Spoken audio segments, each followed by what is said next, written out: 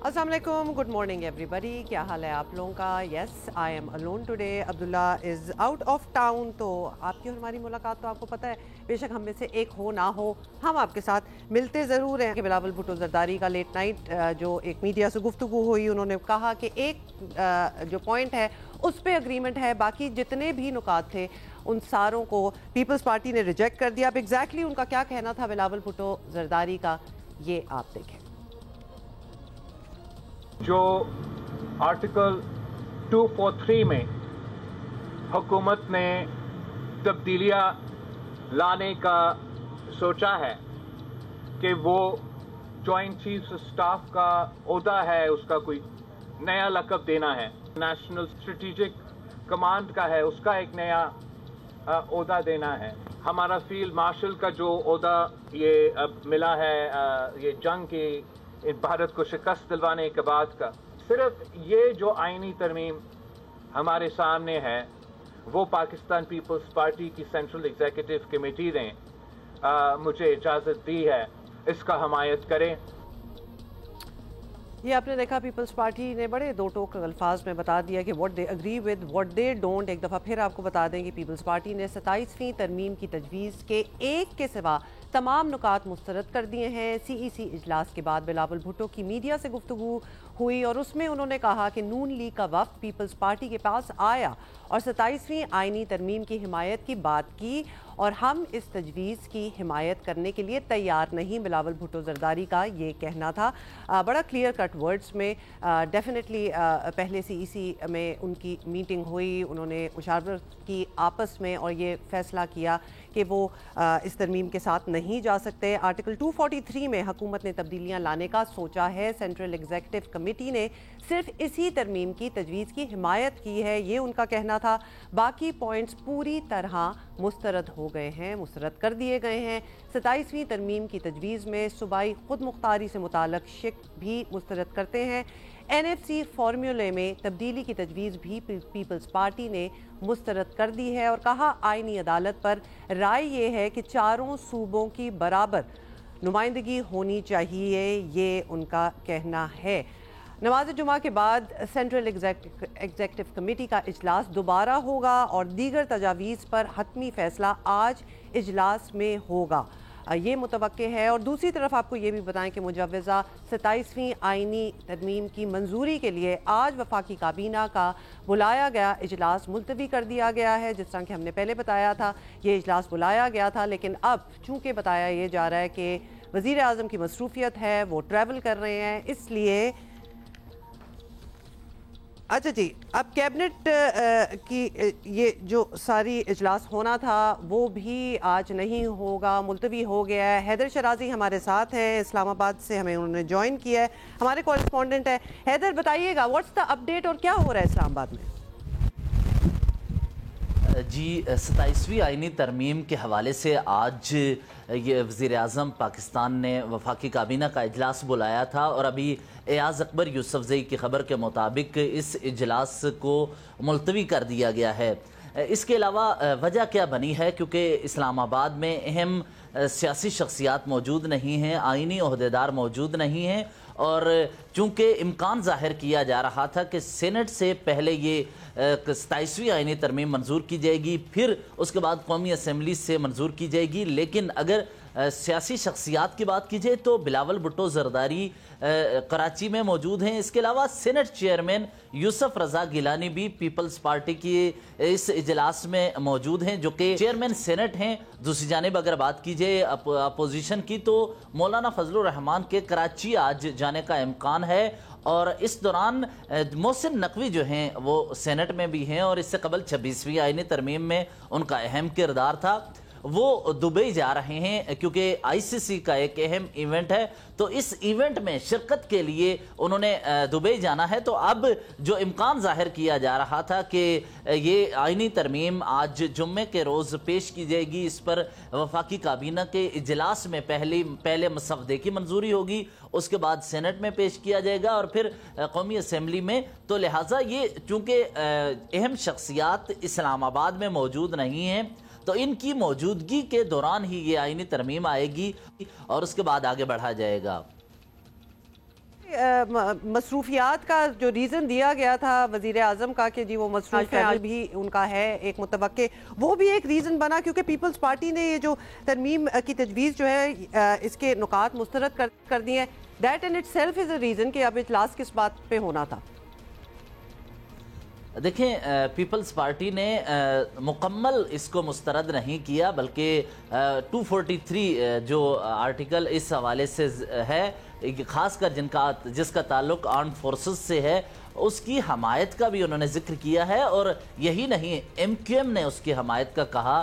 دوسری جانب بلوچستان عوامی پارٹی اور حکومتی اتحادی جماعتوں کی جانب سے بھی اس کی حمایت کا کہا گیا ہے. اس وقت اگر سینٹ اور قومی اسمبلی میں عددی حیثیت کی بات کیجئے تو 2/3 کے لیے قومی اسمبلی میں 224 ارکان درکار ہیں، سینٹ میں 64 ارکان درکار ہیں، لیکن سینٹ میں مولانا فضل الرحمان کے 3 ارکان کی ضرورت پڑ سکتی ہے حکومت کو. اسی لیے مولانا فضل الرحمان کے ساتھ ملاقاتیں ہو رہی ہیں اور گزشتہ ہفتے بلاول بھٹو زرداری بھی مولانا فضل الرحمان سے ملاقات کے لیے پہنچے تھے اور آج جو شب گزری ہے ایم کیو ایم کا وفد بھی مولانا فضل الرحمان سے ملاقات کے لیے پہنچا تھا. اس کی ڈیٹیل دیں کیونکہ حیدر ہم آپ سے اس لیے بھی یہ ڈیٹیل پوچھ رہے ہیں کہ کل تک جب ہم بات کر رہے تھے تو وزیر اعظم بھی بڑے پر امید تھے اور اسی لیے یہ اجلاس بھی بلایا گیا تھا. ہوا کیا یہ اور ایم کیو ایم کے وقت کی کیا بات چیت ہوئی ہے مولانا فضل الرحمان کے ساتھ؟ اچھا، ایم کیو ایم کے وفد کی جانب سے اپنی جو پیش کردہ تجاویز ہیں وہ مولانا فضل الرحمان کے سامنے رکھیں کہ یہ لوکل باڈیز کو مضبوط کیا جائے تاکہ یہ جو 18ویں ترمیم کے ثمرات ہیں وہ عوام تک پہنچیں. وہ اپنا بھی مسودہ لے کے آئے کہ ہمارا انپٹ یہ ہے کہ لوکل باڈیز کو بلدیاتی نظام کو فعال کیا جائے تاکہ جو این ایف سی کے تحت 18ویں ترمیم کے بعد صوبوں کو اختیارات دیے گئے، وسائل صوبوں کو تقسیم کیے گئے، ان کو نچلی سطح تک پہنچایا جائے. دوسرا، بلاول بھٹو زرداری نے جو گزشتہ شب گفتگو کرتے ہوئے یہ کہا تھا کہ ہم 243 کی حد تک تو سپورٹ کر رہے ہیں لیکن ہم کل پھر اجلاس بلا رہے ہیں. چونکہ یہ اجلاس پیپلز پارٹی نے پھر بلانا ہے، اس میں مزید مشاورت ہونی ہے، تو اس لیے یہ وفاقی کابینہ کا اجلاس بھی ملتوی کیا گیا تاکہ تمام سٹیک ہولڈرز کے ساتھ مشاورت مکمل ہو. اس کے بعد اس مسودے پر بھی ان کو آن بورڈ لیتے ہوئے آگے بڑھا جائے. لیکن جن نکات کا بلاول بھٹو زرداری نے ذکر کیا تھا ان میں یہ جو ایک نقطہ ہے اس سے ہٹ کر این ایف سی ایوارڈ پر پیپلز پارٹی مخالفت کر رہی ہے کہ اس میں removal of the protection of N F C اس کا خاتمہ نہیں ہونے دیں گے کیونکہ صوبوں کا حق غصب نہیں ہونا چاہیے. دوسری جانب سہیل آفریدی نے بھی یہ کہا تھا کہ ہم خیبر پختونخوا کا چونکہ این ایف سی ایوارڈ میں 19% سے زائد شیئر ہو چکا ہے تو ہم بھی اس کی مخالفت کریں گے. تو یہ تمام فیصلے چونکہ یہ مسودے پر مزید مشاورت کا عمل ہونا ہے تو اس لیے یہ چیزیں ڈیلے ہوئی ہیں اور اجلاس ملتوی بھی کیا ہے. وزیر اعظم کی اپنی بھی مصروفیات جی بالکل ان کی اپنی بھی مصروفیات ہیں اور اپوزیشن کے لیے تو یہ بڑا اچھا دن ہی ہوگا بیکاز ادروائز یہ لگ رہا تھا بڑی ون ون سچویشن ہے حکومت کی طرف سے اور کل تک تو یہ لگ رہا تھا کہ ہر کوئی سارے نکات پہ مان جائے گا اور بات آگے چلی جائے گی اور اسی لیے اجلاس بھی بلایا گیا. اس لیے اپوزیشن تو اپنے آپ کو بڑا ونڈیکیٹڈ فیل کر رہی ہوگی کہ ہم جو اعتراضات اٹھا رہے تھے وہ صحیح نکلے. مسودے کے حوالے سے بھی بتائیں حیدر کہ کیا یہ سامنے آیا، کوئی میڈیا کے سامنے رکھا گیا، کسی نے پڑھا، کسی نے دیکھا؟ دیکھیے اس حوالے سے میری مولانا فضل الرحمان سے گفتگو ہوئی، ان سے پوچھا مسودہ آپ کو بتایا گیا تھا آپ کے پاس پہنچا ہے؟ انہوں نے کہا ابھی تک نہیں پہنچا. وفاقی وزراء کی جانب سے بھی یہ بتایا گیا ہمیں کہ اس حوالے سے وزیر اعظم نے نکات ہی آصف علی زرداری اور صدر پاکستان اور بلاول بھٹو زرداری کے ساتھ ڈسکس کیے تھے. مسودے کی تیاری کا عمل جاری ہے. اس دوران 26ویں آئینی ترمیم کو جس طرح لے کر مولانا فضل الرحمان اور اپوزیشن میں محمود خان اچکزئی کلیم کرتے رہے کہ آخری وقت تک مسودہ ہمیں نہیں دکھایا گیا اور دوسرا اس وقت بھی یہ معاملہ سامنے آیا تھا کہ مولانا فضل الرحمان نے تو ایک موقع پر کہا کہ وفاقی وزراء جو مسودہ میرے پاس لے کر آئے، دوسری جانب سے پیپلز پارٹی کے ارکان ایک نیا مسودہ لے کر آئے تھے، تو یہاں 26ویں آئینی ترمیم کے بعد 27ویں آئینی ترمیم کا مسودہ جب تک کابینہ سے منظور نہیں ہوتا، جب تک پیش نہیں ہوتا، تو اس وقت تک اسے حتمی نہیں کہا جا سکتا۔ لیکن ابھی تک ہم نے جو نکات دیکھے ہیں یا ایک مسودہ ہم نے پڑھا ہے، اس کے مطابق آرٹیکل 243 اس میں ذکر ہے NFC ایوارڈ کا، چونکہ بلاول بھٹو زرداری نے بھی حوالہ دیا ایجوکیشن کو اور پروفیشنل ٹریننگ کو وفاق کے تحت کرنے کے حوالے سے، اور سب سے اہم بلاول بھٹو زرداری نے اس کے ساتھ ہی ایک نقطہ بھی اٹھایا ہے کہ اپوزیشن میں اس وقت اپوزیشن لیڈر اور وزیراعظم کے ساتھ الیکشن کمیشن آف پاکستان کے حکام کی تعیناتی کا بھی معاملہ زیر بحث ہے، تو اس پر بھی ہم آگے بڑھیں گے مشاورت کرتے ہوئے۔ Got it. Haider شرازی, thank you for the update from اسلام آباد. تو یہ سب کچھ ہو رہا ہے, یہ اجلاس آج ہونا تھا اور لگ ایسا ہی رہا تھا کہ چیزیں جو ہیں وہ طے پائی ہیں, اور خاص طور پہ بلاول بھٹو زرداری کی جو ٹویٹ پہلے آئی تھی تو اس میں ایسا سینس تھا کہ حکومت کی اور پیپلز پارٹی کی ڈیل جو ہے وہ بات بن گئی ہے. اب کیا ہوا, کیا بیہائنڈ سینز باتیں ہوئیں, کیوں انہوں نے مسترد کر دیا؟ کامران رازی ہمارے ساتھ ہیں, نمائندہ جیو نیوز کراچی. کامران, کل جب ہم نے دیکھی تو ہمیں لگ رہا تھا کہ بات آگے بڑھ گئی ہے, اب ایسی سینس آ رہی ہے جیسے وہ چاہتے تھے کہ نکات ہمارے سامنے آ جائیں, پہلے ہم ان کو دیکھیں, اور ایکچولی ہونا تو ایسا ہی چاہیے, مسودہ ہی پورا آ جانا چاہیے تھا. تو they wanted to reveal, وہ ریویل کرنا چاہتے تھے کہ جی یہ نکات ہیں اور یہ 1 2 3 ہم نہیں مان رہے ان کو. دیکھیں اب تک جو دیکھنے میں آیا ہے وہ 27ویں آئینی ترمیم کے معاملے پر ہم نے دیکھا ہے کہ پیپلز پارٹی ون پوزیشن میں ہے, اور واحد سیاسی جماعت ہے جس نے اپنی سینٹرل ایگزیکٹو کمیٹی کو بلایا, اور کل اس پر بڑی ایک لمبی ڈسکشن ہوئی, رات 12:30 بجے تک تقریباً جو سی تھی وہ چلی. اور میری رائے میں سمجھتا ہوں کہ پیپلز پارٹی نے, بلکہ بالخصوص بلاول بھٹو نے بڑا ماسٹر اسٹروک کھیلا ہے. انہوں نے جو کل رات میں پریس کانفرنس کی اس میں انہوں نے بتایا بھی کہ انہوں نے کہا بہت ساری چیزیں ثانوی ہے جس پر ہماری بحث ہوئی ہے, لیکن ہم نے زیادہ تر جو حکومتی جو مسودہ تھا اس کو ہم نے مسترد کر دیا ہے پیپلز پارٹی نے, یا پھر کچھ ایسی چیزیں ہیں جن پر ہم اگلے دن بات کریں گے. انہوں نے کہا سب سے امپورٹنٹ چیز جس پر جو پیپلز پارٹی نے ایگری کیا ہے اور ان کو اختیار دیا ہے وہ ہے آرٹیکل 243 جو کہ اس میں ترمیم سے متعلق, جو کہ سب سے امپورٹنٹ میرے خیال میں 27ویں آئینی ترمیم کا جو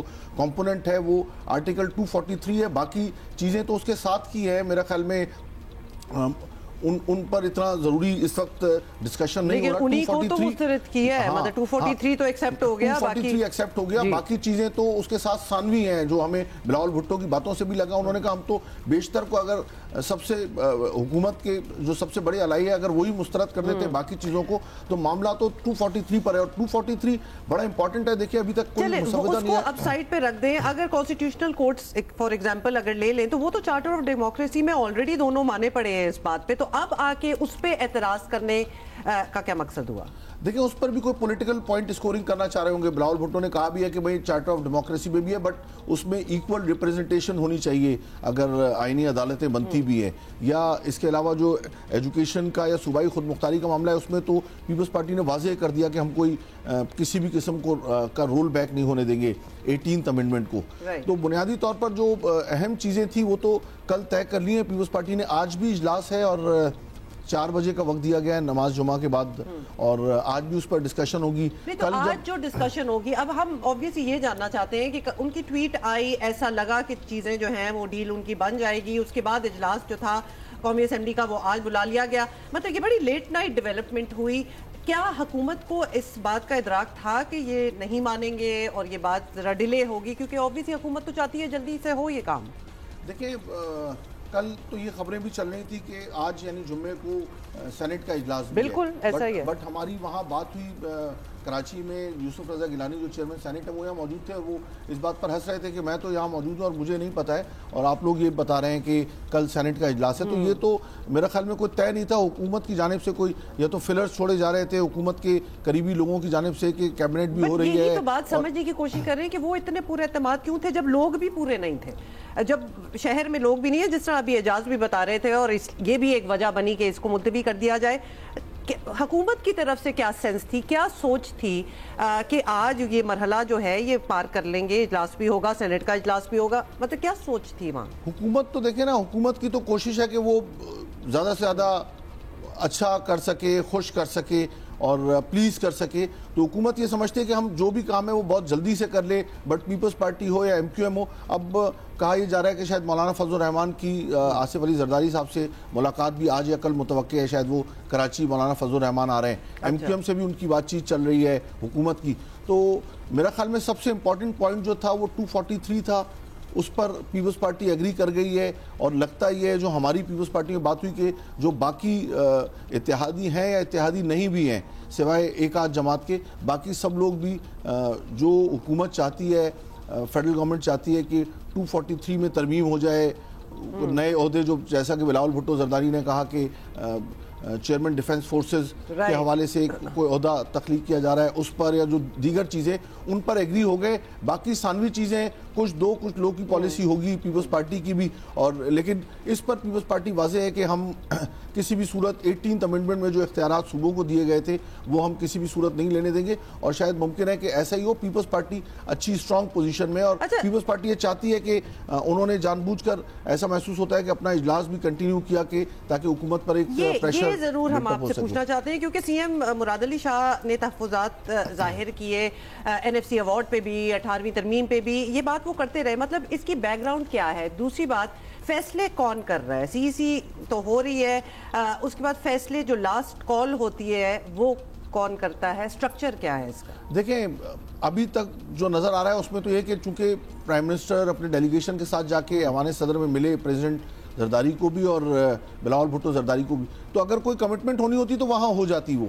اب یہ سینٹرل ایگزیکٹو کمیٹی کا اجلاس بلانا یہ بھی ایک بہت ہی اہم ڈیولپمنٹ تھی. آپ دیکھیں پورے ملک سے پیپلز پارٹی کی جو لیڈرشپ تھی وہ کراچی میں ہے, کل بھی تھی اور آج بھی رہے گی. مطلب بڑا ڈیلیبریٹ ڈسکشن ہو رہا ہے. کل ہم نے دیکھا پریزیڈنٹ آف پاکستان بیٹھے ہوئے ہیں, سینٹ چیئرمین بیٹھے ہوئے ہیں. It was a very important meeting. Farooq H Naek نے بڑی لمبی چوڑی بریفنگ دی جو ہمیں بتایا گیا. بیرسٹر مرتضیٰ وہاب جن کے بارے میں یہ بتایا جا رہا ہے کہ بلاول بھٹو کے ساتھ کافی مشاورت کے اندر وہ شامل ہوتے ہیں, اور خاص طور پر اس جو آئینی ترمیم ہے اس کے معاملے پر کوئی 2 سے 2.5 گھنٹے بریفنگ دی ہے ان آئینی ماہرین نے, اور پھر اس پر ڈسکشن ہوئی ہے. میاں رضا ربانی نے بہت اس پر بات کی, نیر بخاری صاحب نے اس پر بہت بات کی. تو کافی ایک ہیلدی پیپلز پارٹی نے کم از کم ڈسکشن کی ہے. اپنے اوپینینز دے. اب فائنلی آپ اس کو کس طرح آگے جاتے ہوئے دیکھ رہے ہیں, اور فائنل ڈیسیجن جو ہوگی آج بھی آبویسلی آپ کو پتا ہے, لیکن آپ کو کیا لگتا ہے کہ آج جو میٹنگ ہوگی ان ساروں کی اس میں کوئی فیصلے ہو جائیں گے؟ دیکھیں جو ہما میں آپ کو بتاؤں جو فیصلے ہونے تھے نا وہ تو کل ہو گئے وہ, اور ہو بھی گئے, اور پیپلز پارٹی نے بڑا اسمارٹ پلے کرتے ہوئے بتا بھی دیا کہ ہم کیا چاہتے ہیں, اور پبلکلی بتا دیا انہوں نے. حکومت جو باتیں چھپا رہی تھی یا جو سامنے نہیں لا رہی تھی وہ بلاول بھٹو نے سامنے آ کے کہہ بھی دیا. اور میں اسی لیے میں نے آپ کو کہا کہ وہ ماسٹر اسٹروک کھیل کے اپنی 5-7 منٹ کی میڈیا ڈسکشن کے اندر وہ یہ بتا کے چلے گئے کہ جی ہمیں سب چیزوں پر اختلاف ہے, لیکن انہوں نے پہلے ایک ایک کر کے بتانا شروع کی. لیکن انہوں نے کہا میں یہ نہیں بتاتا کہ ہمیں کن کن چیزوں پر اعتراض ہے, میں یہ بتاتا ہوں کہ ہم نے کس چیز کی حمایت حاصل کر لی ہے. تو انہوں نے کہا کہ سینٹرل ایگزیکٹو کمیٹی نے مجھے یہ اختیار دے دیا ہے کہ ہم حکومتی کوریڈورز میں یہ ایکسپیکٹ کر رہے تھے کہ ایکچولی جب ان کی میٹنگ ہوگی, جب یہ میڈیا کے سامنے آئیں گے تو یہ سب کچھ مسترد کر چکے ہوں گے؟ نہیں بالکل بھی نہیں. دیکھیں مسترد کرنا وہ تو انہوں نے تھوڑا سا اس میں ایک چھوڑ دیا ہے, کوشن دے دیا ہے کہ ہم جو چیزیں ہم نے مسترد کی ہم ان پر آج بھی ڈسکشن کریں گے. لیکن سب سے امپورٹنٹ جو چیز ہے نا وہ تو وہی ہے کہ 243 میں ترمیم. تو 243 میں ترمیم کا بلاول نے سب سے پہلے اعلان کر دیا ہے کہ جی ہم اس کے حامی ہیں. حکومت بھی حامی ہوگی لیکن ہم نے تو پبلکلی آ کے کہہ دیا کہ ہم اس کے حامی ہیں, تو بازی لے گئے. تو پھر ہوا یہی کہ جو ہم سوچ رہے تھے کہ فیصلے ہو جائیں گے, ایک ڈیولپمنٹ سی, کل سے ہم یہ بات کر رہے تھے کہ آج تک کچھ بات چیت ہو جائے گی لیکن وہ آگے ٹل گئی ہے, ابھی مزید بات ہوگی اس پہ. Kamran thank you for being here with us, that is all the time we have. اچھا جی, بڑی ڈیٹیل میں ہم نے 27ویں ترمیم کی تجویز کی بات کی, اور if there are any more developments, جو کہ آپ کو پتہ ہے ٹاپک ایسا ہے کہ ڈیولپمنٹس تو آتی رہیں گی, we will keep you posted. In the mean time سارے ینگ لوگ جو ہیں اسٹوڈنٹس وہ ذرا متوجہ ہو جائیں کیونکہ ہم بڑی امپورٹنٹ بات کرنے لگے ہیں. پوری دنیا کی طرح پاکستان بھی یہ بات اب سمجھنے لگا ہے کہ روایتی تعلیم، سرٹیفکیشن، ڈپلوماز، ڈگریاں ایک اچھے مستقبل کی ضمانت نہیں. کم عمری میں ہی کریئر کے ٹھیک ٹریک کا چناؤ اور اس سے مطابقت رکھتی تعلیم کی طرف جانا پڑے گا. دیٹ از دا کی thing, that is very important. اور یہ کام اتنا آسان بھی نہیں ہے اور اس کے لیے یہ جاننا پڑے گا کہ آنے والے سالوں میں کاروبار اور روزگار، بزنسز کے مواقع کس فیلڈ میں ہیں. اور یہ گائیڈنس دیتے ہیں کریئر کاؤنسلرز. بہت ہی امپورٹنٹ یہ ایک جاب ہے. کئی دہائیوں سے اس فیلڈ میں سرگرم سید اظہر حسین عابدی نے فیصلہ کیا ہے کہ وہ اپنے تجربات کا نچوڑ جو ہے وہ ایک کتاب کی صورت میں سامنے لائیں گے تاکہ سب لوگوں کو اس سے فائدہ ہو. سید عابدی ہمارے ساتھ ہیں، ہمارے ساتھ رہتے ہیں جب سے یہ شو شروع ہوا ہے. 10 سال ہو گئے ہیں عابدی صاحب، آپ کو پتہ ہے، you have been a part of it. Thank you so much and بہت بہت مبارک آپ کی کتاب. بتائیں پہلے تو یہ کتاب کیا ہے؟ ہما سب سے پہلے تو شکریہ آپ کا. اور اس کتاب میں بھی جو ہے جیو جنگ کا بڑا پارٹیسپیشن ہے، میر صاحب کا بڑا ہمیں سپورٹ ملی، because this was a missing link in Pakistan. If you start from the new schools, جو جتنے بھی ماڈرن اسکولس تھے ان میں بھی کاؤنسلنگ نہیں ہوتی تھی، اور اب کاؤنسلنگ ایک یعنی انٹیگرل پارٹ بنتی جا رہی ہے، which is good. Still it's something that people don't like. They would like just to go and find a course and go in it. کہ ہم نے فیصلہ کر لیا اور بس ہم جا رہے ہیں. And then making a U-turn in career is the most difficult and agonizing for you. کہ آپ سارا کچھ ہوتا ہے. تو میں سمجھتا ہوں counseling is a very important element.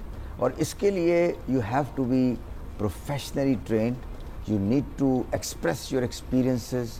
It doesn't come with a and only qualification. یا کوئی آپ سبجیکٹ ہے یا ایڈمن اسٹاف کو آپ کاؤنسلر بنا دیں اسکولوں میں، ایسا نہیں ہو سکتا.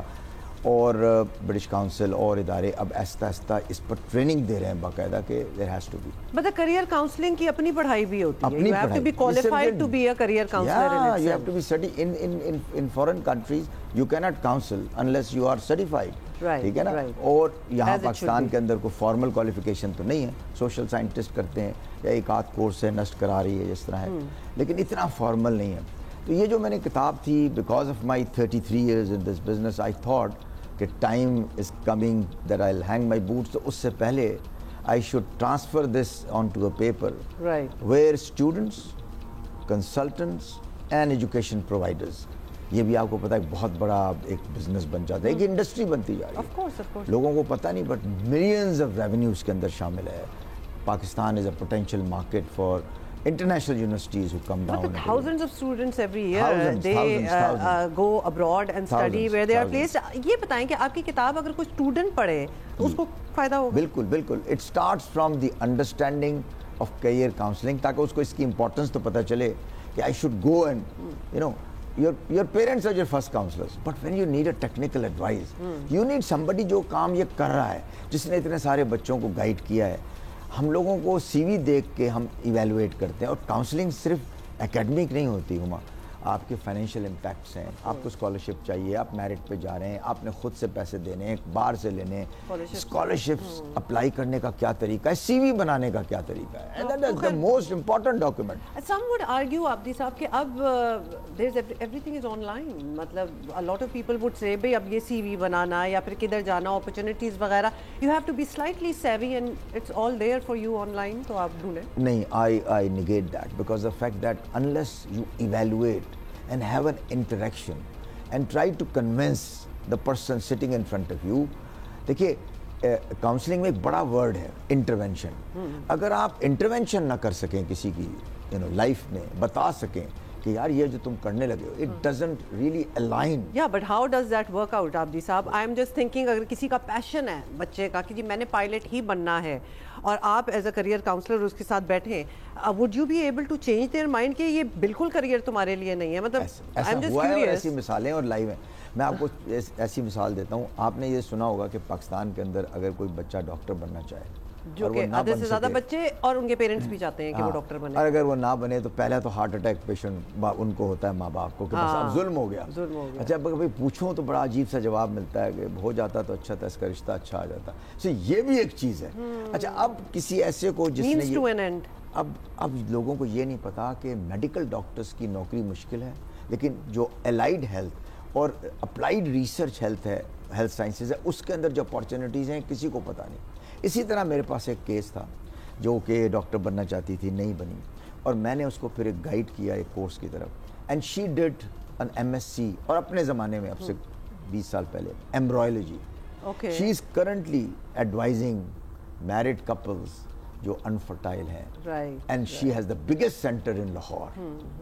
And she is running, you know, Sara's name, and she is a renowned embryologist. آپ اسی فیلڈ میں ایک کڑی نکالتے ہیں کہ where they would fit in better. Of course. مطلب سمپل، اب آپ ڈاکٹری کے لیے چلے جائیں، اب دنیا بہت ایڈوانس ہو چکی ہے. There are so many avenues to a simple thing as well. 360 degrees میں چینج نہیں کرتا. I just remain، کیونکہ اس نے پڑھا ہے. اگر اس نے سائنس پڑھی، آپ اور اسپیسیفک کر کے more specific کرتا ہوں. I try to convince them, look, this is what, you know, and I also give them examples of people who have to make U-turns at the end of the day. میں نے کہا you are going and I am only showing you there's a ditch, you know, you will fall, and you, according to my evaluation and 3 sessions with you, I feel کہ یہ profession تمہارے لیے بہتر ہے. And 99% they take, and if they don't, then sometimes they become successful. کوئی ایسا خدا کا وہ تو نہیں ہے. So ابدی صاحب، آپ کے تو سارے سیکرٹس پھر آپ کی کتاب میں آ رہے ہیں.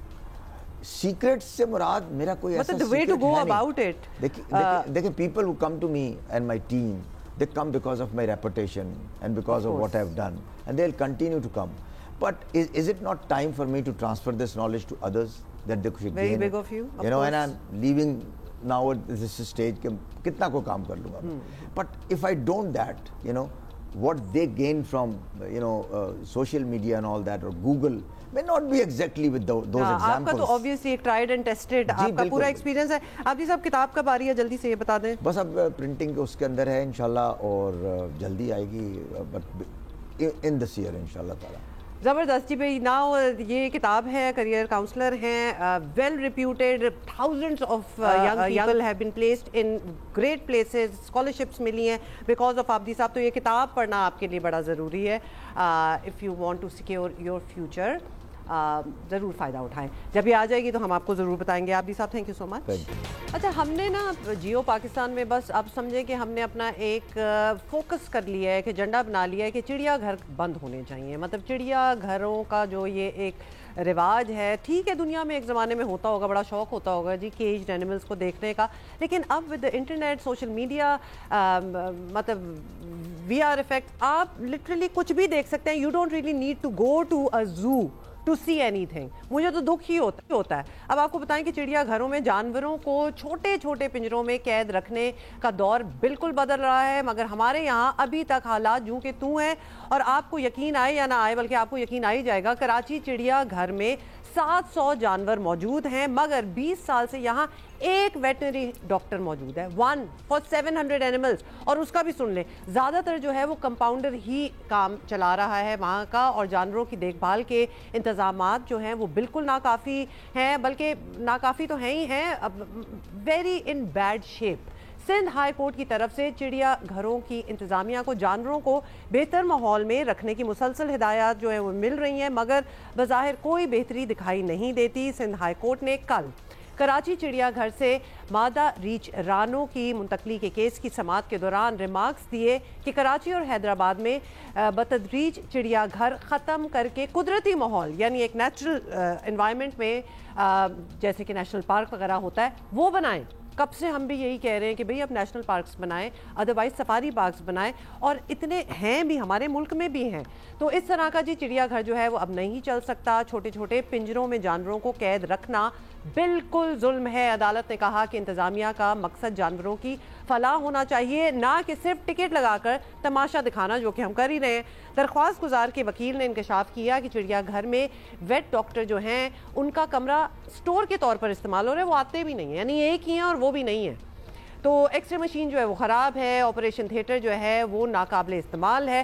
Nothing is working over there. جانوروں کو بے ہوش کرنے یا خون کے نمونے لینے کا کوئی نظام نہیں ہے. اور اگر حالات یہ ہوں تو آپ سوچ لیں کہ یہاں موجود جانوروں کا کیا حال ہوگا.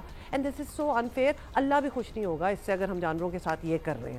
تو رانو تو عدالتی حکم پر اسلام آباد آپ کو پتہ ہے کہ چلی گئی ہے، مگر باقی 700 جانور ابھی یہیں موجود ہیں، اور عدالت نے اظہار برہمی کرتے ہوئے کہا ہے کہ جانوروں کی صحت اور بہتری کے لیے فوری اقدامات کیے جائیں۔ کراچی چڑیا گھر میں ویکینڈ کے علاوہ، یعنی سیٹرڈے سنڈے ٹائپ کے علاوہ عوامی تماشا بند کیا جائے فائنلی۔ لیکن بات تو یہ ہے کہ اس پہ کرے گا کوئی کہ نہیں۔ امین انور نمائندہ جیو کراچی ہمارے ساتھ ہیں، ان سے بات کر لیتے ہیں۔ امین، بتائیے گا کہ رانو سے متعلق کیس میں عدالت میں جو رپورٹ پیش کی گئی، اس میں کراچی چڑیا گھر کی حالت اور وہاں جانوروں کے علاج کی سہولت سے متعلق کیا بتایا گیا؟ مطلب ہم تو بات کر ہی رہے ہوتے ہیں، لیکن وہاں کیا بات ہوئی؟ جی، سندھ ہائی کورٹ میں 2 رکنی بینچ نے رانو کی اسلام آباد منتقلی کے کیس کی سماعت کی ہے، جس میں کافی جو حیران کن انکشافات کیے گئے ہیں۔ ایک تو وکیل درخواست گزار کی جانب سے بھی عدالت کو بتایا گیا کہ جو زو کی کراچی چڑیا گھر کی حالت ہے وہ ٹھیک نہیں ہے، وہاں پر جو ویٹنری ڈاکٹر کا کمرہ ہے اسے سٹور روم بنایا گیا ہے، نہ ہی جانوروں کے بلڈ سیمپل لینے کی جگہ ہے، اور اس کے ساتھ جو ایکس رے مشین ہے وہ بھی خراب پڑی ہے، اور اسی طرح بندروں کا جو پنجر ہے اس میں پانی پینے تک کا نہیں ہے، جس پر عدالت نے خاصی برہمی کا اظہار کیا، اور عدالت نے یہ کہا کہ یہ تماشا لگانا جو ہے روز روز بند کریں، اور اتوار کے دن ایک جو دن ہے وہ مختص کیا جائے تاکہ لوگ آئیں اور جو آنا چاہتے ہیں وہ کراچی چڑیا گھر آئیں۔ اور اسی طرح عدالت نے اپنے ریمارکس میں یہ بھی کہا کہ جانوروں کا جو ماحول ہے وہ سازگار بنایا جائے، اور اگر اس کو سازگار نہیں بنایا جا سکتا بتدریج کراچی اور حیدرآباد کا جو چڑیا گھر ہے اسے ٹھیک کیا جائے اس کے ماحول کو، تاکہ جانوروں کو ان کے قدرتی ماحول میں رکھا جائے، اور اگر ٹھیک نہیں کیا جا سکتا تو جو ہے وہ اسے بند ہی کر دیا جائے تو وہ زیادہ بہتر ہے، کیونکہ جانوروں کو جس کنڈیشن میں رکھا گیا ہے وہ کافی صورتحال کافی خراب ہے۔ عدالت نے بھی یہ آبزرو کیا، اور جو رپورٹس عدالت میں جمع کرائی گئی ہیں درخواست گزار کے وکیل کی جانب سے، اس میں بھی کافی انکشافات کیے گئے ہیں، تو عدالت نے اس پر یہ ریمارکس دیے ہیں کہ اگر ان کو پہلی بات تو یہ ان کو بتدریج ان کا جو ماحول ہے وہ ٹھیک کیا جائے، صفائی کے انتظامات بہتر کیے جائیں، اور نیچرل انوائرمنٹ جو ہوتا ہے جانور کا اسے اس میں ہی رکھا جائے اور اس ماحول کو تبدیل کیا جائے، اور اس کے حوالے سے باقاعدہ ایک کمیٹی بنائی گئی ہے جو ان کا وزٹ کرے گی اور اپنی سفارشات وہ تیار کر کے عدالت کے سامنے پیش کرے گی مہینے میں۔ مطلب اب ہم اس ٹائم سے بھی ویسے آگے نکل گئے ہیں کہ کمیٹی کھیلا جائے، نظر آ رہا ہے سالوں سے یہی حالات ہیں، nothing is going to change، جتنا بھی ٹائم آپ ان کو دے دیں۔ امین، یہ بتائیں کہ عدالت نے رانو کو اسلام آباد بھیجنے کا جو حکم دیا تھا اس پر تو obviously عمل ہو چکا ہے، تو کیا عدالت اس معاملے کی حد تک مطمئن ہوئی ہے؟ جی، عدالت کو بتایا گیا ہے کہ رانو کو جو ہے وہ اسلام آباد مینجمنٹ بورڈ کے حوالے کر دیا گیا ہے، جس کے بعد کے ایم سی کے وکیل نے بھی کہا کہ یہ درخواست رانو کو منتقلی کرنے کے حوالے سے تھی، لہٰذا اس معاملے کو اب نمٹایا جائے۔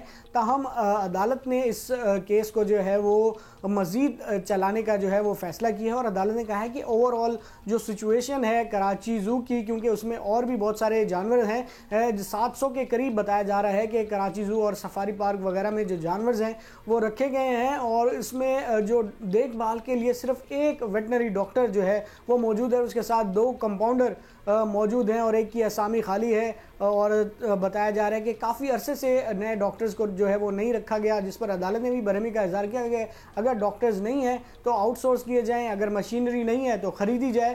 عدالت نے یہ کہا ہے کہ 1 مہینے میں ان تمام معاملے کا جو ہے وہ کوئی حل نکالا جائے، اور اس انوائرمنٹ کو بہتر کرنے کے لیے جو تجاویز ہیں وہ بھی پیش کی جائیں۔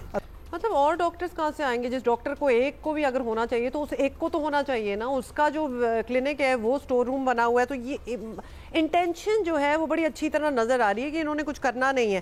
فائنلی امین، یہ بھی بتائیں کہ کل کی سماعت میں یہ بات بھی ہوئی کہ کراچی اور حیدرآباد کے چڑیا گھر جو ہیں زوز ان کو گریجولی ختم کرنا ہوگا، تو کیا یہ بات جسٹ ایز اے ریمارکس یہ کہی گئی یا پھر یہ کوئی آرڈر پاس ہوا ہے، کوئی آرڈر کا حصہ ہے؟ عدالت نے یہ ریمارکس میں یہ بات کہی ہے، اور ابھی تک اس کا ریٹن آرڈر عدالت نے کہا تھا کہ ہم جاری کریں گے، اور اس ریٹن آرڈر میں دیکھنا ہوگا کہ عدالت نے اس بات پہ کتنا زور دیا ہے، کیونکہ عدالت نے پہلے یہ کہا کہ ان کو بہتر کیا جائے، جو انوائرمنٹ ہے اسے بہتر، اس جانور کی جو نیچرل ایک جگہ ہوتی ہے جہاں پہ وہ رہتا ہے اس کے مطابق کیے جائیں، اور اگر اس کو بہتر نہیں کیا جا سکتا تو پھر اسے بند کر دینا ہی بہتر ہوگا، کیونکہ جس قسم کی سچویشن میں جس کنڈیشن میں جانورز کو رکھا گیا ہے وہ کافی خراب صورتحال ہے. عدالت میں باقاعدہ طور پر رپورٹس بھی پیش کی گئی ہیں درخواست گزار کے وکلا کی جانب سے, وائلڈ لائف ڈپارٹمنٹ کی طرف سے. تو اس کو دیکھنے کے بعد عدالت نے یہ آبزرو کیا کہ جس کنڈیشن میں انہیں رکھا گیا ہے وہ مناسب نہیں ہے اور اسے بہتر کیا جائے, بتدریج سٹیپ بائی سٹیپ اس کو بہتر کیا جائے, اور اگر بہتر نہیں کیا جا سکتا تو پھر اس سے بند ہی کر دیا جائے تو زیادہ بہتر ہوگا. ہم تو چاہتے ہیں کہ اب یہ آرڈر ہو جائے, مطلب کہ یہ سجیشنز والا ٹائم جو ہے وہ مک چکا ہے, ختم ہو چکا ہے, اب یہ آرڈر ہی پاس ہوگا تو یہ چڑیا گھر بند ہوں گے. Amin Anwar, thank you for the update. اور یہاں we would like to implore private parties as well, philanthropists as well, animal lovers as well, communities, کہ شاید سارے مل کے کچھ کر سکیں تو کچھ ہو, جیسے کہ ٹیکنگ اپ اسپیس, کوئی سفاری پارک کے لیے کوئی جگہ جو ہے بہت بڑی سی جگہ ہے وہ مختص ہو, اس میں کچھ انویسٹمنٹ ہو, یہ سارے جانور جو ہیں یہ وہاں لے کے جائے جائیں, کوئی سیف سپیس, کوئی ہیلتھی انوائرمنٹ جو ہے جانوروں کو دیا جائے, اینڈ پبلک پرائیویٹ پارٹنرشپ کے تحت اگر یہ ہو تو یہ ڈویبل بھی ہے. انٹینشن ہونی چاہیے بھی کرنے کی, بیکاز جب بھی ہم اس ٹاپک پہ بات کرتے ہیں we get hundreds of comments, اور زیادہ تر لوگ جو ہے یہ مانتے ہیں اس بات کو کہ زو کلچر ختم ہو چکا ہے, یہ بہت ہی ظلم ہو رہا ہے جانوروں کے اوپر اور ایسا نہیں ہونا چاہیے. اور جانوروں کو پنجرے میں بند کر کے دیکھنا, دس از ناٹ انٹرٹینمنٹ. یہ آج کے دور میں تو یہ کینسل کر دیں آپ اس چیز کو. تو think about this and please do something. اچھا, پچھلے گھنٹے میں نا ہم نے ایک سیگمنٹ کیا on career counselling and how important it is کہ آپ جب اپنا کریئر کی ڈیسیجن میکنگ کر رہے ہو ایٹ اے سرٹن ایج تو کریئر کاؤنسلر سے ضرور ملیں. They will give you ideas of what is new out there. کبھی پر نہیں پتہ چلتا اور آپ ہی کی فیلڈ میں اور کیا ایونیوز ہو سکتے ہیں, اسپیشلائزیشنز ہو سکتی ہیں جو آپ کر سکتے ہیں. So I thought that was something. ہم اس کو ری پلگ بھی کریں گے تاکہ آپ دوبارہ ایک دفعہ دیکھ سکیں. Let's talk about the match.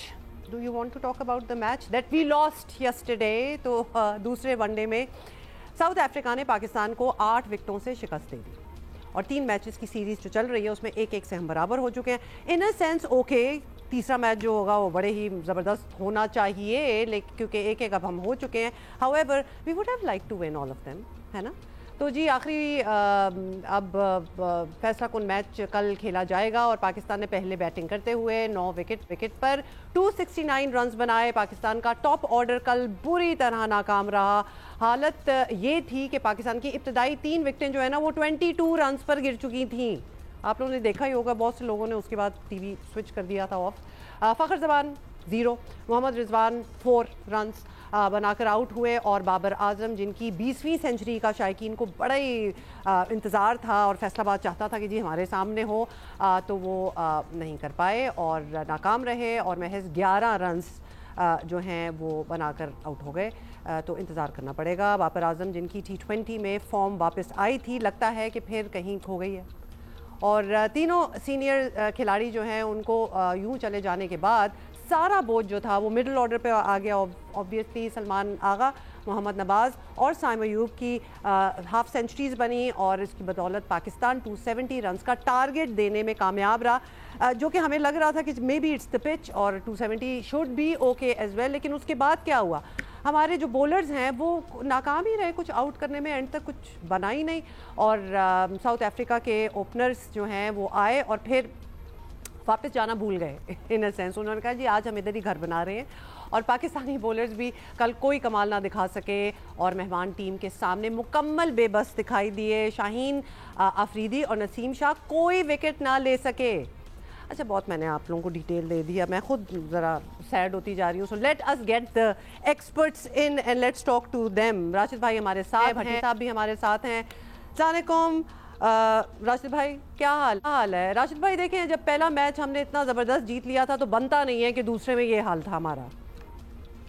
السلام علیکم. جی بالکل, دیکھیں کل جو پلینگ 11 کھیلی 5 بالر زیادہ ہم نے ڈال دیے. اگر ابرار کو نہیں کھلانا تھا تو شاید فیصل اکرم کو ٹرائی کرتے, وہ اسپنر ہیں, لیکن فہیم اشرف اور محمد وسیم جونیئر دونوں ہی کھیلے. یہاں کی پچ ہمارے لیے جو سوٹ کرتی ہے, اسپننگ اس کے اوپر کرتی ہے. ساؤتھ افریقن فاسٹ بالنگ پہ ڈومینیٹ کرتے ہیں, ان کی بالنگ برگر کل کھیلے اور انہوں نے تیز بالنگ کی ہے. 145 پلس کھیلنا ہمارے بیٹسمین کے لیے نیو بال پہ مشکل لگ رہا ہے. اور تینوں کو آپ نے دیکھا, لینتھ بال پہ بھی آؤٹ ہوئے, شارٹ پچ پہ بھی آؤٹ ہوئے. برگر بہت ہی اچھی بالنگ کی ہے. मतलब یہ ہے کہ دیکھیں جو ٹیم ہماری کھیل رہی ہے یہی مورلس T20 کی ٹیم ہے, یہ ون ڈے فارمیٹ ہے, اور 2027 میں ہمارا ون ڈے کا ورلڈ کپ ہے, کیوں نہیں ہم نئے پلیئر کھلا دیتے. اب دیکھیں سری لنکا آ رہی ہے, یہ میچ تو اگلا میچ جیتتے ہیں ہارتے ہیں ڈزنٹ میٹر, آپ کو سری لنکا کے لیے 4 سے 5 نئے پلیئرز ڈالیں جو کہ 2027 تک کھیلیں. یہ T20 اور ون ڈے کی ٹیم کو تھوڑا سا چینج کرنا چاہیے, کیونکہ T20 کا ورلڈ کپ ہے انڈیا میں فروری میں, سری لنکا میں, تو اس کے لیے تو ٹھیک ہے, لیکن ون ڈے کے لیے تو آپ نئے پلیئر تلاش کرنا شروع کر دیں.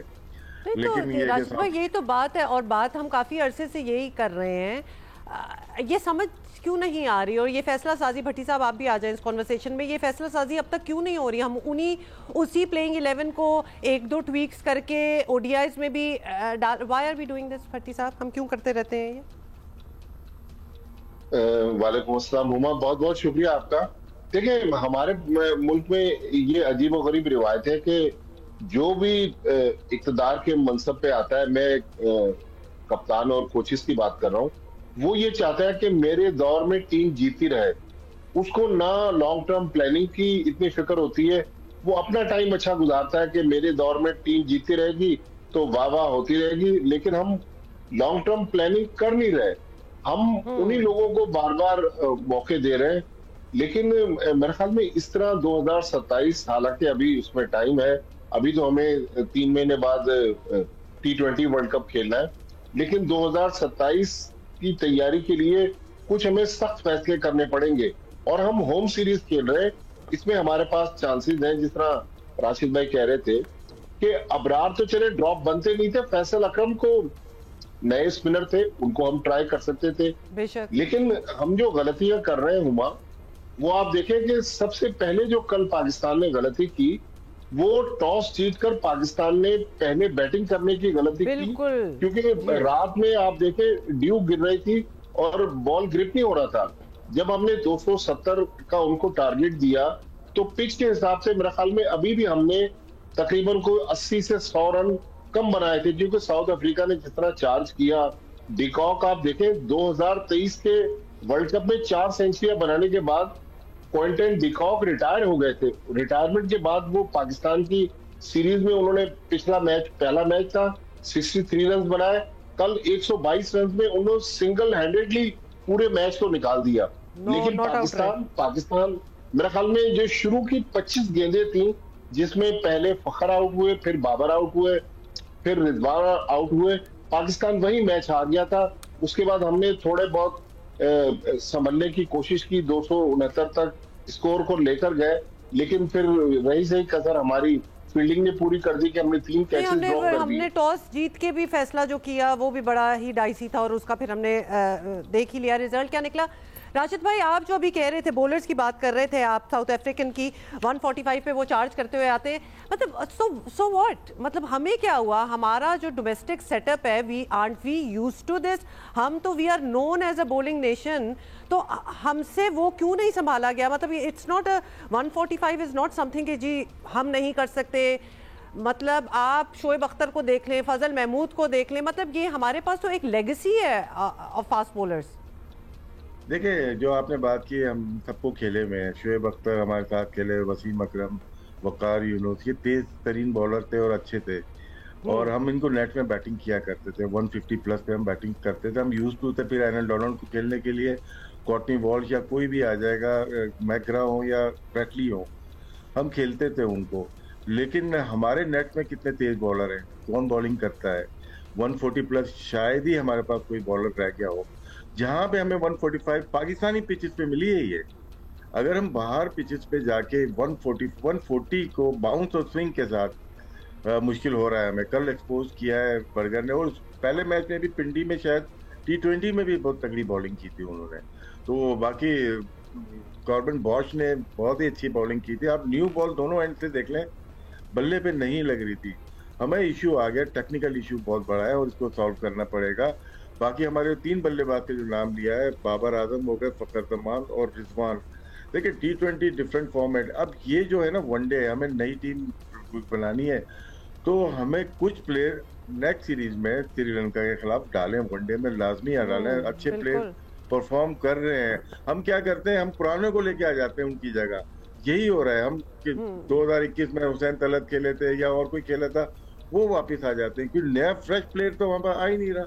तो यही तो सारी बात है, बिल्कुल यही सारी बात है। और ये कंसर्निंग बात है भट्टी साहब कि हमारे पास मतलब हमें कोई मिल नहीं रहा। We are a cricket playing nation. हम स्पिनर्स की बात करते हैं, हमारे पास स्पिनर नहीं होते।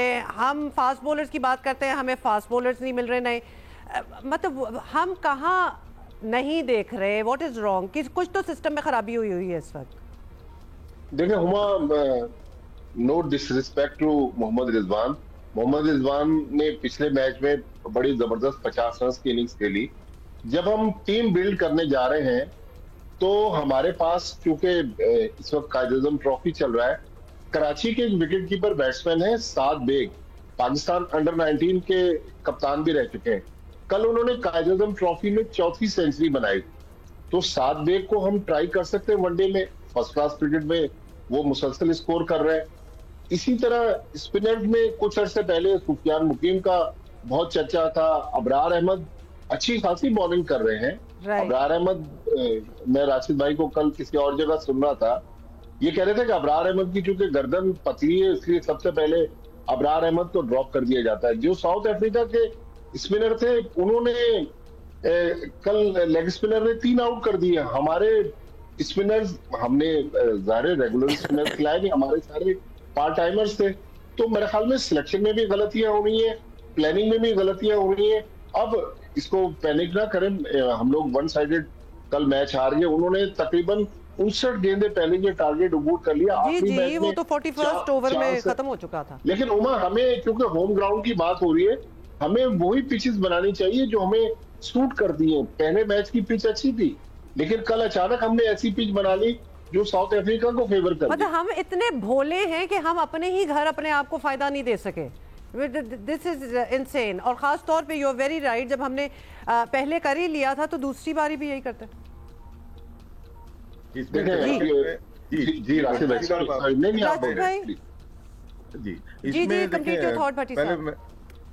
पहले सिलेक्शन में अगर देखते हैं ना, बहुत सारे लोग इन्वॉल्व लग रहे हैं। और जहाँ तक पिच का ताल्लुक है, पिच अच्छी पिच थी, सपोर्टिंग थी, लेकिन हमने जो भट्टी साहब ने जैसे कहा, टॉस का बहुत मैटर था। ड्यू फैक्टर आ गया था और उसमें रन बनते हैं, उसमें ना ग्रिप करती है ना फास्ट बॉलर सही बॉल कर सकता है। हम लोग रिवर्स स्विंग पे चांस ले रहे थे कि क्योंकि पिछले मैच में ड्यू फैक्टर नहीं था और इसमें आ गया क्योंकि रिवर्स का हमने चांस लिया था, क्योंकि मोहम्मद वसीम जूनियर ने पहला स्पेल तगड़ा किया, अच्छी बॉलिंग की उन्होंने, लेकिन बाद में बॉल जब थोड़ी गीली हो गई तो उसके बाद वो रही, मतलब कि वो बात नहीं रही किसी बॉलर में भी। शायद टॉस फैक्टर ही हमें नुकसान पहुंचा गया। नो डाउट उन्होंने बॉलिंग अच्छी की, आउट किया, लेकिन टॉस से बड़ा फर्क पड़ गया क्योंकि हम सारे टॉस जीतते हुए थे। 6 मैचेस में शायद हम टॉस जीते, T20 में 7 और पिछले मैचेस में हम लोग तकरीबन 1 मैच हम हारे हैं, बाकी सारे मैच टॉस की वजह से जीते हैं। और ये पता नहीं कौन किसकी ये सोच है, बड़ी अजीबोगरीब था। इनफैक्ट जब वो बैटिंग का ही फैसला हुआ तो जो देख रहे होंगे वो भी थोड़े स्टन्ड होंगे कि इधर हुआ क्या है। राशिद भाई, हमारा जो डोमेस्टिक सेटअप है ज़रा उसके बारे में बताएं, किस किस्म का टैलेंट वहाँ आ रहा है? बिकॉज हम बात तो करते हैं बड़ी कि जी we have so much talent and all that, but वो ट्रांसलेट नहीं होता। भट्टी साहब ने भी अभी एक मिसाल दी है साद बेग की, तो ये बताएं कि मतलब वो टैलेंट है, वहाँ पिचेस डिफरेंट होती हैं, वहाँ से हम लोग लाते नहीं हैं, हम किधर लैग कर रहे हैं? भट्टी साहब, नहीं सॉरी राशिद भाई, पहले आप बताएं। इसमें ना चांस देना होता है आपको। अगर देख लिया, साद की बात कर रहे हैं, साद बेग और साद खान दो प्लेयर हैं जो टॉप पे इस वक्त हैदराबाद से ताल्लुक रखते हैं लेकिन भावलपुर से खेलते हैं। साद बेग कराची से ही खेल रहे हैं, दोनों ही बहुत अच्छी परफॉर्मेंसेज दे रहे हैं। फिर हम देखते हैं अजान अवैध जो सियालकोट के हैं, उनकी परफॉर्मेंस बहुत अच्छी है। तो ये वो प्लेयर हैं जिनको आप जब लेके आए सिस्टम में तो फिर वनडे में अगर लेके आते हैं तो फिर आइंदा आने वाले वनडे में वो खेलने चाहिए। फिर उसके बाद आप डेवलप करते हैं प्लेयर को। हम क्या करते हैं, जिस तरह से सुफियान मुकीम को लाए, वो बॉलिंग अच्छी की, उसको ड्रॉप कर दिया, वो टीम में ही नहीं है अब। इसी तरह फैसल अकरम आए, वो भी टीम में नहीं है, इरफान नियाजी आए, वो भी टीम में नहीं। आप किसी के ऊपर तो स्टिक करेंगे। हम सऊद शकील को बाहर से लेके आए थे, हम खुशदिल शाह को लेके आए थे, कोई तो टीम में है नहीं। اس لیے نہیں ہوتے کیونکہ کوئی یہ فیصلہ نہیں کرنا چاہتا اور یہ جی ہمارا نہیں ہے اس میں, ہم رسپانسبلٹی نہیں لے رہے, ورنہ کیا وجہ بنتی ہے؟ نہیں, ڈیسائیڈ یہ کر لینا کہ بھئی یہ پلیئر اچھے ہیں, یہ کمیٹی ہوتی ہے, ایک کور ٹیم ہوتی ہے, وہ بولے یار کہ پلیئر جو سعد خان آ رہا ہے یا سعود شکیل آ رہا ہے یہ ہم 10 میچ دیں گے. کوئی ڈیسائیڈ کر لے کہ ہاں اس طرح سے ہمیں پلیئر کو ڈیولپ کرنا ہے. جس نئے پلیئر کو 21-22 سال کے جو پلیئر کے نام ہم لے رہے ہیں, ان کو دیکھیں ٹائم دینا پڑے گا, آپ کو ان کو مسلسل چانسز دینے پڑیں گے. ہریرا آیا تھا 2 ٹیسٹ میچ کھیل کے وہ بھی چلا گیا. تو جو کھلا رہے ہیں وہ غلطیاں کر رہے ہیں نا. ہم تو کتنے پلیئرز آئے ہمارے سامنے, کامران غلام آیا ٹیپی میں 100 کر کے, اس نے اپنی جگہ نہیں, وہ جگہ نہیں بنا پایا. تو کچھ نہ کچھ ہے جہاں پہ مینجمنٹ بھی غلطیاں کر رہا ہے کہ پلیئر سیٹل نہیں ہو پا رہے. راشد بھائی, جو میں اس پہ سمجھ پایا ہوں کہ کیونکہ اگر آج کے تناظر میں ہم بات کریں تو پاور کوریڈور جو ہے وہ پاکستان ٹیم کے ہیڈ کوچ مائک ہیسن کے پاس ہے. ظاہر ہے وہ فورنرز ہیں, ان کو پاکستان کے ڈومیسٹک پلیئرز کا زیادہ پتہ نہیں ہے, اور ہم لوگ کوچز جو ہیں ان کو نہیں پتا تو ان کو بتانا, مطلب سلیکٹرز کی ایک پوری ٹیم بیٹھی ہوئی ہے, کوئی بتائے ان کو, مطلب اکیلے تو نہیں ہے نا وہ فیصلہ کرنے کے لیے, مینٹورز ہیں ہمارے یہاں. پتہ نہیں یہ فورنر جو ہیں وہ اتنی آسانی سے کنونس ہوتے نہیں ہیں. یقینی طور پر سلیکٹرز ان کو بتا رہے ہوں گے, لیکن جب تک وہ خود نہیں سمجھیں گے مائک ہیسن, لہذا میرے خیال میں جو پی سی بی فورن کوچ لاتا ہے ہر بار وہ کہتا ہے کہ وہ ڈومیسٹک سرکٹ پہ جائیں گے, جا کے پلیئرز کو دیکھیں گے. تو پچھلے دنوں مائک ہیسن فارغ تھے, ان کو بھیجتے, آپ دیکھتے کہتے بھائی جائیں جا کے قائد اعظم ٹرافی میں نئے لڑکے کھیل رہے ہیں, ان کو چیک کریں. جب تک کوچز خود نہیں جائیں گے گراؤنڈ پر, دوسروں کی رائے پہ ریلائی کریں گے, تو میرا خیال میں پھر نئے پلیئرز کو frankly we would have thought کہ ایسا ہو رہا ہوگا. ایک آئیڈیا ہے, مطلب مانا کہ آپ جی راشد بھائی ایک اور آئیڈیا جو بھٹی صاحب بات کر رہے ہیں. دیکھیں کچھ پلیئر ہیں, جیسے ہم فارغ پلیئر ہیں نا, ہم تو ٹی وی پہ کام کر رہے ہیں, لیکن کوئی بھی سلیکشن کمیٹی کا یا کرکٹ بورڈ کی اتھارٹی ہم سے بات کر سکتی ہے. اسلام آباد میں 3 میچز ہو رہے ہیں, یہاں پہ 4-5 لوگ جا کے دیکھ کے ہمیں رپورٹ دے. اتنا مشکل کار, نہ ان کے پیسے چارج ہوں گے, یہ 50-50 لاکھ روپے دے رہے ہیں, اس سے کوئی فائدہ نہیں ہو رہا. کوئی فری میں بھی کام کر کے دیکھ لے تو شاید فاقہ ہو جائے. راشد بھائی, آپ جب کھیلا کرتے تھے تو آپ کو یاد ہوگا کہ ہم لوگ جاتے تھے, جا کے جرنلسٹ جو تھے وہ ڈومیسٹک میچز دیکھتے تھے, اب جرنلسٹ بھی نہیں جا رہے. تو مطلب یہ اوور آل ہی سسٹم جو ہے تھوڑا سا اٹ نیڈس ٹو بی ٹویکڈ اور اوور ہالڈ, ہم تو کہیں گے. بہت شکریہ بھٹی صاحب اینڈ راجد بھائی. Okay, so the third match جس کی ہم بات کر رہے ہیں وہ کل ہے, اور ایک ہم جیت چکے ہیں, ایک وہ جیت چکے ہیں. وی آر ہوپنگ کہ تیسرا ہم جیت جائیں بائی ہک اور بائی کروک, تاکہ مطلب سیریز ہمارے نام ہو جائے. So we would like that to happen, we are willing it to happen. اچھا جی, اب یہ سنیں اور مطلب یہ کیا ہو رہا ہے. نارووال کے نواحی علاقے علی آباد کے نجی اسکول میں بچے کی فائرنگ سے 3 ساتھی طلبہ جو ہیں اسٹوڈنٹس وہ زخمی ہو گئے. ایک بچہ گن لے گیا, اسکول میں فائرنگ کر رہا ہے, مطلب what are you doing.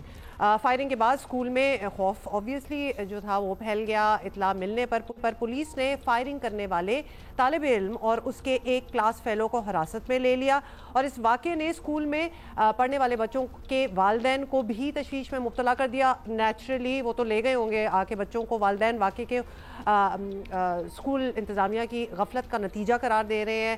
Firing کرنے والے بچے اور اسکول پرنسپل کے خلاف مقدمہ بھی درج کر لیا گیا ہے. پستول چلانے والا بچہ 9th گریڈ کا تھا, اندازہ کریں مطلب کتنا, 15 سال کا ہوگا, 15-16 سال کا. اور بچے کے پاس سے پستول کہاں آئی, مطلب بڑے سوال ہیں. So we need to find out what's going on. Tanveer Hussain نمائندہ جیو نیوز نارووال سے ہمیں جوائن کیے. سب سے پہلے تو یہ بتا دیں کہ وہ یہ ہوا کیا ہے ادھر اسکول میں, فائرنگ والا واقعہ کب ہوا, پولیس تک کیسے خبر پہنچی, ڈیٹیل دیں ذرا. جی بالکل, یہ ایک نہایت ہی قابل افسوس واقعہ جو ہے وہ نارووال کے نواحی گاؤں علی آباد میں پیش آیا, جہاں پہ ایک نجی اسکول میں مبینہ طور پر ایک بچے کی فائرنگ سے 3 بچے زخمی ہوئے. اصل میں معاملہ یہ ہوا کہ چھٹی کا ٹائم ہونے والا تھا اور کلاس میں کوئی استاد نہیں تھا. بچے آپس میں کھیل رہے تھے کہ اچانک سے فائرنگ کی آواز آئی اور بھگدڑ مچ گئی. جب اسکول انتظامیہ اور مقامی لوگوں نے فائرنگ کی آواز سنی تو فوری طور پر وہ کلاس میں گئے اور دیکھا کہ بچے زخمی پڑے ہوئے ہیں. تو فوری طور پر مقامی لوگوں نے جو ہے وہ پولیس کو کال کی اور 10 منٹ میں پولیس پہنچ گئی. مطلب ایویں ہی لگ رہا ہے کہ شغل میلے میں ویسے ہی چلا دیا, کوئی استاد نہیں تھا, بچے کھیل رہے, انہوں نے پستول نکالی.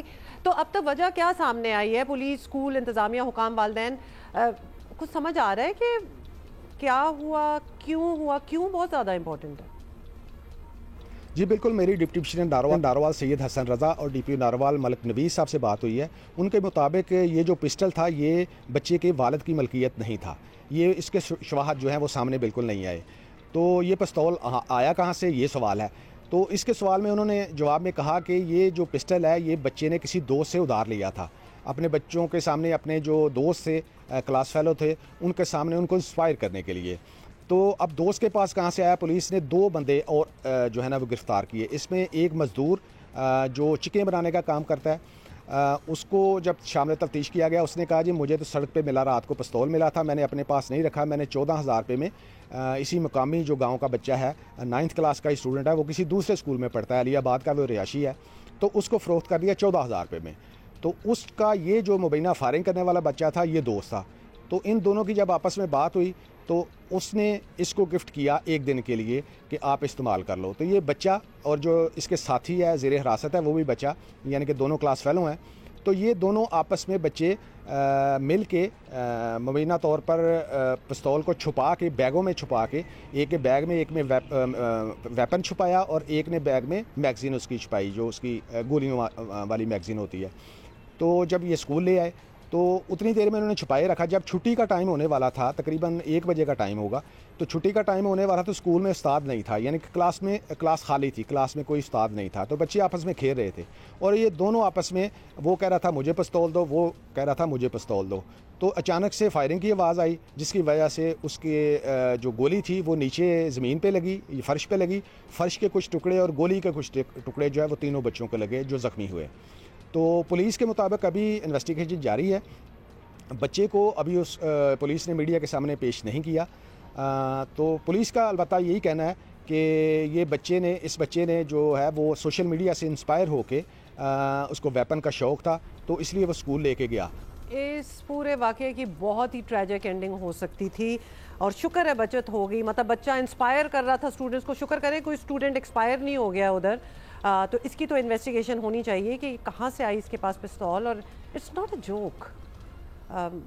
سارے بچے جو اس بات کو سمجھ آئے. Tanveer Hussain, thank you for the update on that. Let's take a short break. ابھی جی ہم ایک اور بات کر لیتے ہیں. دنیا میں جو بڑی میراتھنز ہوتی ہیں ان میں بڑی تیزی سے استنبول نے بھی اپنا نام بنا لیا ہے اور گزشتہ اتوار کو اس میراتھن میں ہزاروں افراد نے شرکت کی، جن میں آف کورس آپ کو پتہ ہے پاکستانی تو ہر جگہ ہوتے ہیں، تو ہمارے پاکستانی بھی شامل تھے. 12 پاکستانیوں نے بڑے اچھے ٹائم کے ساتھ یہ 42 کلومیٹر سے زیادہ کا فاصلہ جو ہے وہ طے کیا اور ریس مکمل بھی کی، اور بڑی اچیومنٹ ہے بائی دا وے یہ. اب ان رنرز میں سے 2 ہمارے ساتھ ہیں، فیضان لکھانی ہمارے اپنے اور ہنا ملک آج ہمارے ساتھ ہیں. Congratulations to both of you. Faizan, سب سے پہلے تو آپ سے بات کر لیتے ہیں کیونکہ آپ کی journey in becoming a marathon runner ہم نے دیکھی ہے، ہمارے سامنے ہی شروع ہوئی اور ماشاءاللہ آپ استنبول تک پہنچ گئے. کیسا انوائرمنٹ تھا، کیسا رہا؟ بڑی زبردست وائب تھی. ہما پہلے تو تھینک یو. آج تجزیہ کار کی بجائے ایک اسپورٹس پرسن کی طرح یہاں بیٹھا ہوں تو ایک different feeling, but over all ایک ڈفرینٹ فیلنگ تھی. اور خاص طور پہ اسٹارٹ لائن کی ایک الگ ایموشنز تھے، لیکن جو ایموشنز میری پیک پہ تھے وہ فنش لائن قریب کہ جب پہنچا اس فنش لائن کے قریب کوئی میں 1.5-2 کلومیٹر تھا، وہ ساری میموریز ریکال ہو رہی تھی کہ پچھلے 1 سال میں کیا کیا ہارڈ شپس، ہرڈلز اور کس طرح میں نے اپنے آپ کو ٹرانسفارم کیا اس پورے 1 سال کے دوران. تو وہ بڑا ایک ایموشنل مومنٹ ضرور تھا، بٹ وائب بڑی شاندار تھی. پورا شہر ایک فیسٹیوٹی کے ماحول پہ تھا استنبول میں اور ہر کوئی سیلیبریٹ کر رہا تھا اس استنبول میراتھن کو. آئی ہوپ کہ ہم بھی ایک روز اسی طرح کی میراتھن کریں. کراچی میں میراتھن ہوتی ہے بٹ ایک وہی ماحول بنے جس میں شہر کی پوری انتظامیہ، ہر ادارہ شہر کا انوالو ہو، تو وہ ایک الگ ہی پھر مزہ دیتا ہے اس میراتھن کا. Absolutely, no doubt about it. اور ہمیں لگ رہا ہے ایسا کہ جتنے میراتھن رنرز ہو گئے ہیں پاکستان میں تو ہمارا بھی یہ سلسلہ جو ہے وہ شروع ہو جائے گا، ہے نا؟ آپ بتائیے، was it your first time اور ناٹ استنبول جیسی خوبصورت جگہ میں میراتھن نہ سے بھاگنا، اس کو کمپلیٹ بھی کرنا، quite an achievement? Thank you so much Huma. میری انٹرنیشنل تو یہ فرسٹ تھی، لیکن میں کراچی میراتھن 2025 میں نے جنوری میں رن کی تھی، وہ میری فرسٹ تھی. سو جیسے فیضان نے کہا کہ وائب امیزنگ تھی وہاں پہ. آپ کو ہر ایج گروپ کا وہاں پہ بندہ نظر آیا جو آپ کو چیئر اپ کر رہا تھا.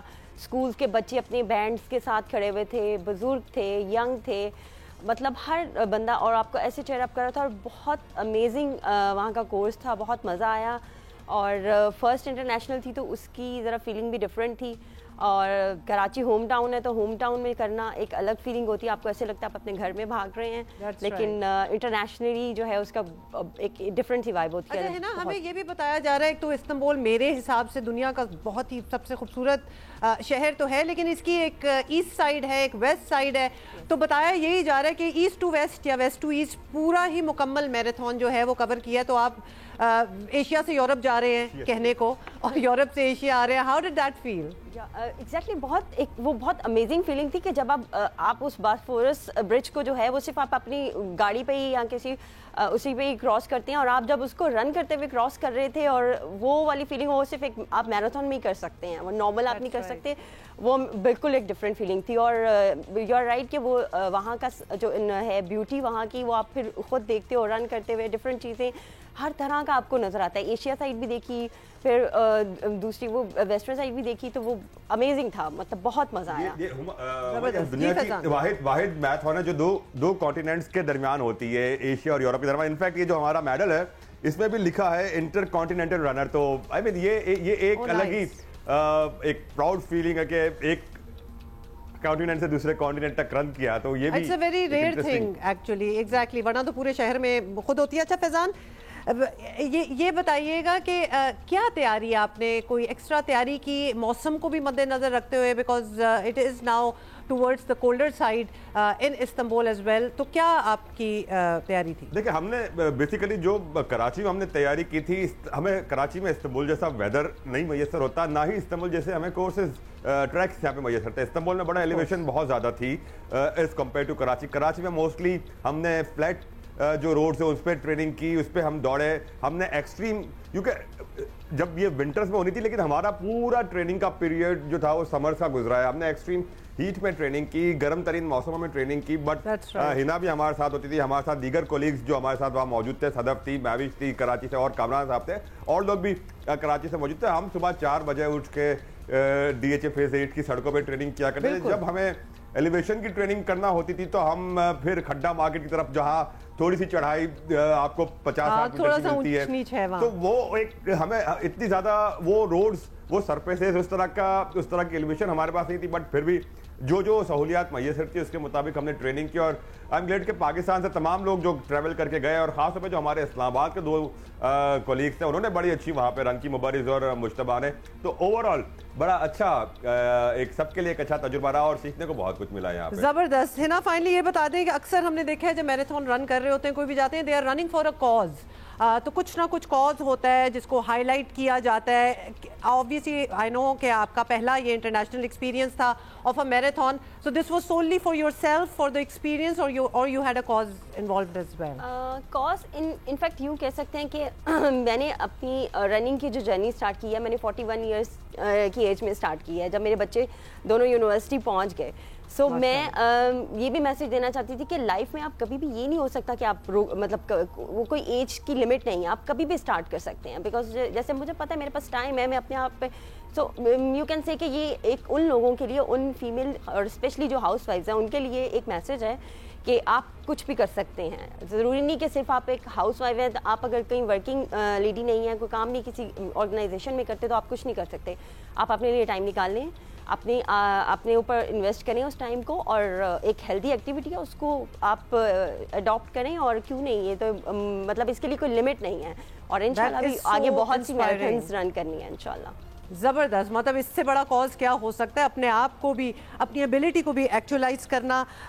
Congratulations both of you, and thank you so much for being with us, Hina Malik and فیضان لکھانی. اور آئی ایم شیور یہاں رکیں گے نہیں, ابھی اور بہت میراتھنز ہوں گی جن میں یہ جائیں گے. Let's take a break here, I will be right back.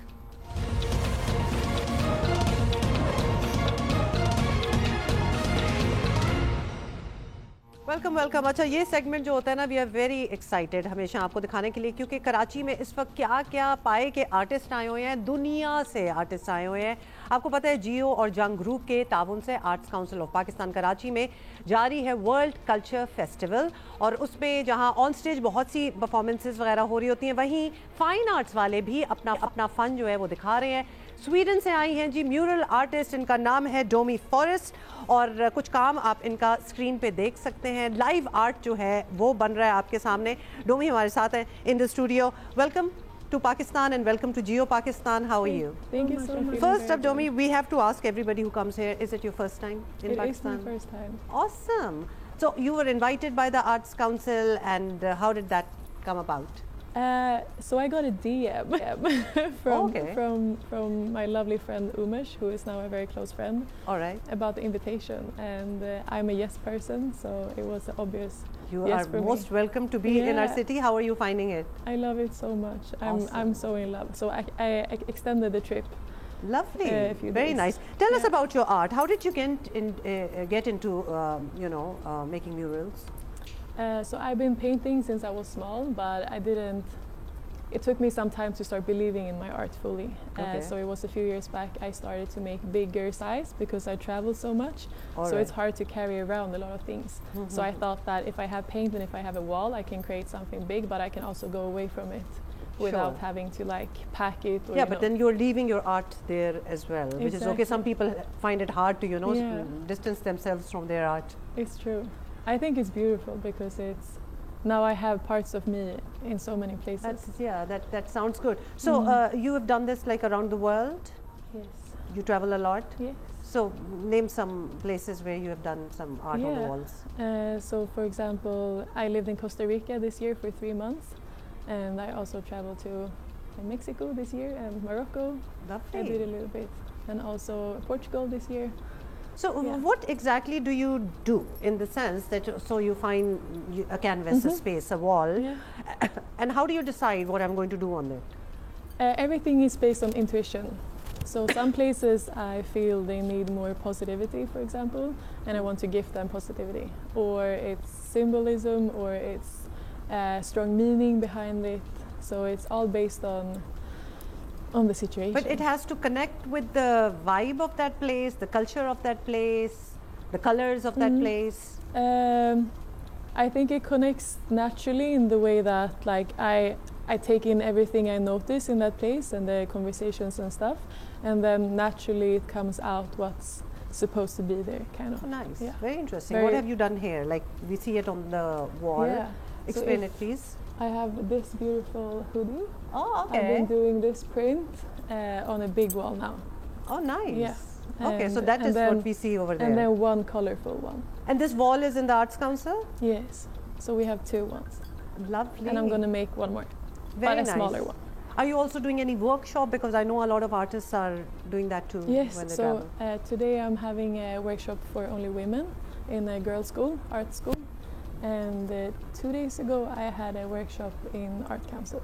Nice, nice. And I see some people with you as well, some other, they seem to be helping you out or doing something. Explain that, please. Exactly. So art and the community is very combined. Of course, it's beautiful to sit and draw in your room, but these pieces were supposed to be a learning experience for everyone. I'm also learning from it. Everyone is doing it together, and so many people have added their lines. So when you look at the piece, it's so many hands that have worked together on it. So it's also a statement that we do things together, and it works better when we are together. How nice. I mean, artists are such sensitive people that, you feel everything, how everybody is coming together to make something. And you don't really, take the total ownership of it as well, because it is a kind of bringing people together kind of an activity. So tell me, are you ever commissioned to do certain spaces or walls that people ask you, come and please do this? Yes. So when I was traveling in Portugal, I lived in my van, and then I got a lot of messages like, come here and do something. But they choose me because of my intuition.